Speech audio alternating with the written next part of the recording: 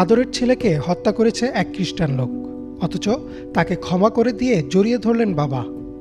ক্ষমার এই অপূর্ব দৃশ্য দেখে কাঁদলেন কোর্টরুমের সবাই, এমনকি স্বয়ং বিচারকও। ভিকটিম সালাউদ্দিন জিটমোডের বাবা বলেন, ইসলাম আমাদের ক্ষমার শিক্ষা দেয় এবং কোরআনে আল্লাহ নিজেকে পরম ক্ষমাশীল দাবি করেছেন। 2015 সালের 19 এপ্রিল একটি বাসায় তিনি পিৎজা ডেলিভারি করতে গেলে অ্যাপার্টমেন্টের ভেতরে টাকা পয়সা ছিনিয়ে নিয়ে তাকে ছুরিকাঘাত করেন আলেকজান্ডার রেলফোর্ড নামের এক যুবক। ঘটনার 2 বছর পর 2017 সালে বিচার কাজ শেষ হয়।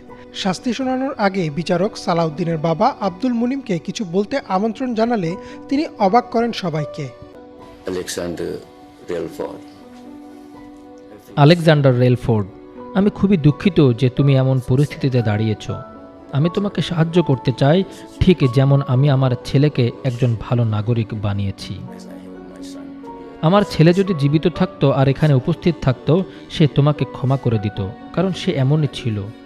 আমার ছেলেকে আঘাত করার জন্য আমি তোমার উপর রাগ হইনি। আমার সব রাগ শয়তানের উপর। দোষ আসলে শয়তানের। সে তোমাকে ভুল পথে পরিচালিত করে এমন একটা অপরাধ করিয়েছে। সালাউদ্দিন ও তার মায়ের পক্ষ থেকে আমি তোমাকে ক্ষমা করে দিলাম।